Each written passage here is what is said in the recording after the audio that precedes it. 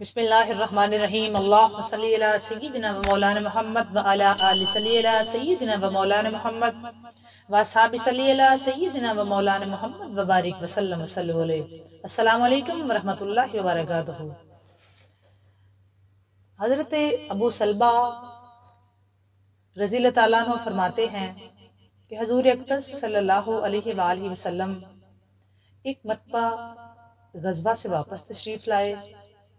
آپ نے مسجد میں جا کر 2 رکعت نماز پڑھی اور آپ کو یہ بات پسند تھی کہ سفر سے واپسی پر پہلے مسجد میں جائیں اور اسی میں 2 رکعت نماز پڑھیں اور پھر حضرت فاطمہ تو زہرا سلام اللہ تعالی علیہ کے گھر جائیں اور اس کے بعد اپنی ازواج مطہرات کے گھروں میں جائیں. چنانچہ ایک مرتبہ سفر سے واپس تشریف لائے اور اپنی ازواج مطہرات کے گھروں سے پہلے حضرت سیدہ طیبہ طاہرہ عابدہ زاہدہ عالمہ فاضلہ راضیہ مرضیہ سیدہ کائنات مخدومہ کونین صدیقۃ الکبریٰ حضرت جناب سیدہ فاطمہ الزہرا سلام اللہ تعالی علیہ کے گھر تشریف لے گئے. تو حضرت سیدہ نے آپ کے گھر کے دروازے پر اپنے گھر کے دروازے پر آپ کا استقبال کیا اور آپ کے چہرہ انور اور آنکھوں کا بوسہ لینے لگی اور سیدہ رونے لگی. حضور تاجدار کائنات احمد مجتبی حضرت محمد مصطفیٰ صلی اللہ علیہ وآلہ وسلم نے استفسار فرمایا، بیٹی کیوں روتے ہو؟ سیدہ آپ کیوں رو رہی ہیں؟ تو عرض کی، بابا جان آپ کی یہ حالت دیکھ کر رو رہی ہوں. آپ کا رنگ سفر کی مشقت کی وجہ سے بدل چکا ہے اور آپ کے کپڑے پرانے ہو گئے ہیں. یہ سن کر آپ صلی اللہ علیہ وآلہ وسلم نے فرمایا، اے فاطمہ مت رو، اللہ تعالیٰ نے تمہارے باپ کو ایسا دین دے کر بھیجا ہے جس کو اللہ روئے زمین کے ہر پکے گھر میں اور ہر کچے گھر میں، ہر ادنا خیمہ میں، ہر آلہ میں ضرور داخل کریں گے، اور جو اسلام میں داخل ہوں گے وہ عزت پائیں گے اور جو داخل نہیں ہوں گے وہ ذلیل ہوں گے. اور دنیا کے جتنے حصہ میں رات پہنچتی ہے نا، اتنے حصے میں یہ دین بھی پہنچے گا، یعنی ساری دنیا میں تیرے بابا کا دین پہنچ کر رہے گا. یہ مسلم میں بھی ہے اور ابو داؤد میں بھی ہے، نسائی میں بھی ہے اور بہقی میں بھی. تاجدار کائنات کی عادت مبارکہ تھی کہ سرور کونین احمد مجتبی حضرت محمد مصطفیٰ صلی اللہ علیہ وآلہ وسلم جب بھی سفر میں تشریف لے کے جاتے تو سب سے آخر میں سیدہ کائنات سے مل کے جاتے. جب آقا واپس تشریف لاتے تو سب سے پہلے سیدہ طیبہ طاہرہ جناب حضرت سیدہ فاطمہ الزہرا سلام اللہ تعالی علیہ کے گھر تشریف لاتے. بی بی اپنے بابا جان کا دروازے پہ استقبال کیا کرتی. زیادہ تر روایات میں ہے کہ حضور سیدہ کی پیشانی مبارک چوما کرتے تھے اور بی بی اپنے بابے کے ہاتھ مبارک چوما کرتی تھی. بے پناہ محبت تھی سیدہ کو اپنے بابا جان سے اور حضور کو اپنی شہزادی سے. جتنی مرتبہ سیدہ تشریف لاتی اتنی ہی مرتبہ سرکار کھڑے ہو کر اپنے شہزادی کا استقبال کیا کرتے. آج ہمیں بے بہا سرکار کی سنتیں یاد ہیں اور ہم مسلمان الحمدللہ حضور کی سنت پہ عمل بھی کرتے ہیں. اللہ تعالی ہمیں مزید عمل کرنے کی توفیق عطا فرمائے. لیکن بتانا یہ چاہتی ہوں کہ سیدہ کائنات کے آمد پہ کھڑے ہو جانا بھی حضور علیہ السلام کی صلی اللہ علیہ وآلہ وسلم کی سنت مبارکہ ہے. جہاں ہم ساری سنتیں حضور کی عام کرتے ہیں، یہ بھی سیدہ پاک کی تشریف آوری پہ کھڑے ہو جانا بھی سرکار صلی اللہ علیہ وآلہ وسلم کی سنت ہے. تو آج سیدہ کائنات تو نہیں ظاہراً، لیکن ذکر تو ان کا ہوتا ہے نا، تو ہم اتنے ادب سے سیدہ پاک کا ذکر بھی کریں. ہمیں اپنے دلوں میں ان کی بے پناہ محبت اور عقیدت کی ڈیمانڈ ہے، عقیدت رکھنی چاہیے۔ ان کی عقیدت عبادت ہے، ثواب ہے، جزا ہے، رحمت ہے، نور ہے، ہدایت ہے۔ بی بی نے بابا سے کہا بابا جان آپ نہ جایا کریں، چونکہ سفر کی حالت میں سرکار کونین کے چہرے اتھر کا رنگ بدلا ہوا تھا، اور ایک بیٹی کے علاوہ یہ چہرے کے رنگ کون دیکھ سکتا ہے؟ بی بی کو اپنے بابا جان کے چہرے کا رنگ بدلا نظر آیا۔ بابا آپ نہ جایا کریں، آپ کے کپڑے پرانے ہیں، بابا آپ کے چہرے کا رنگ بھی بدلا ہوا ہے، بابا آپ سفر کی مشقت کی وجہ سے تھک بھی جاتے ہیں۔ یہ ایک بیٹی سمجھ سکتی ہے، یہ ایک بیٹی سمجھ سکتی ہے، بیٹی ہی اپنے باپ کا اس طرح کا درد جان سکتی ہے۔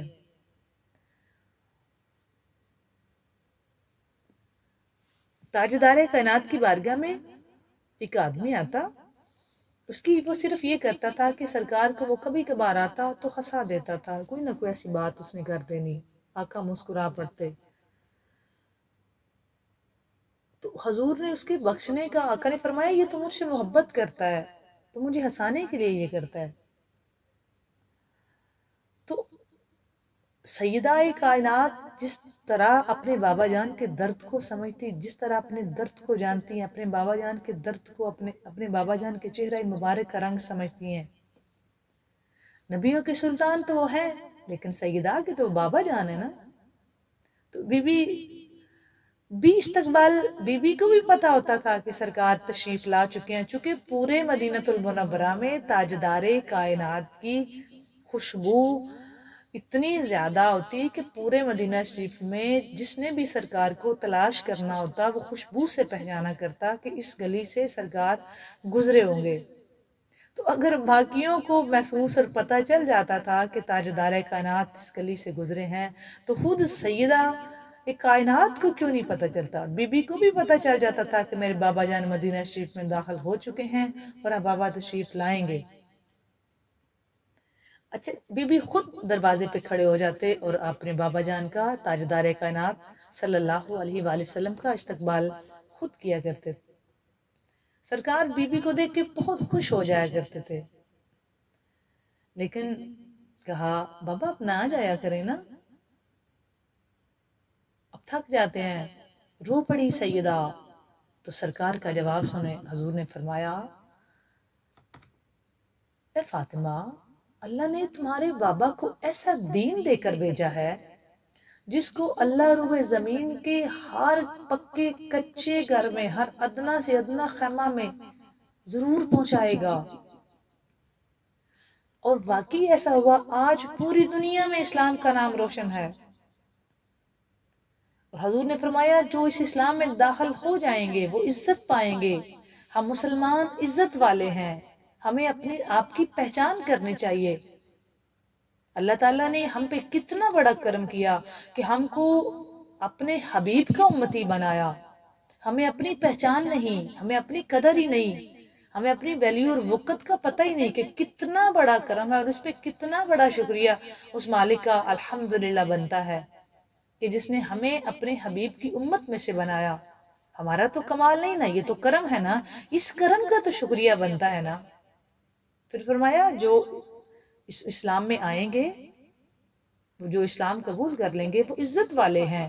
حضور خود اعلان کر رہے ہیں جو دین اسلام میں آ گیا وہ عزت پا گیا، اور جس نے اس اسلام کو قبول نہیں کیا وہ ذلیل ہوگا۔ آقا کریم نے فرمایا دنیا کے جس حصے میں، جتنے حصے میں رات پہنچتی ہے وہاں میرا دین پہنچے گا۔ اچھا، رات پوری روح زمین پہ ہوتی ہے اور پوری روح زمین پہ سرکار کا دین پہنچ کر رہے گا، اور پہنچا۔ حق فرمایا حضور نے، حضور حق ہی فرما سکتے ہیں، اور حضور کی ایک قول فعل عمل حق ہے، اس میں کوئی دو رائے نہیں۔ دوستو، ہمیں چاہیے کہ ہم اپنے مسلمان ہونے کی قدر کریں، پہچانیں۔ جس دین کو ہم تک پہنچانے کے لیے، جس دین کے لیے حضور مشقت کرتے رہے اور ہمارے لیے غاروں میں روتے رہے، مسلح پہ روتے رہے، اور سیدہ کائنات اپنے بابا جان کی حالت دیکھ کے رو پڑتی تھی، لیکن صرف ہمارے لیے۔ اس لیے تو بی بی نے اپنے بابا کی امت کو پھر دعا کی کہ اللہ میرے بابے کی امت کو بخش دے۔ بی بی کو اپنے بابا کا مشقت میں پڑنا گراں گزرتا تھا۔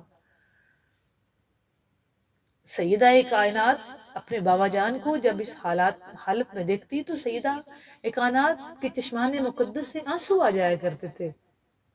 دوستو، ہمارے پاس یہ آج دین پہنچا ہوا ہے، ہمیں اس کی قدر کرنی چاہیے۔ درود پڑھتے رہیں اس خاندان پہ، سلام بھیجتے رہیں ان پاک ہستیوں پہ۔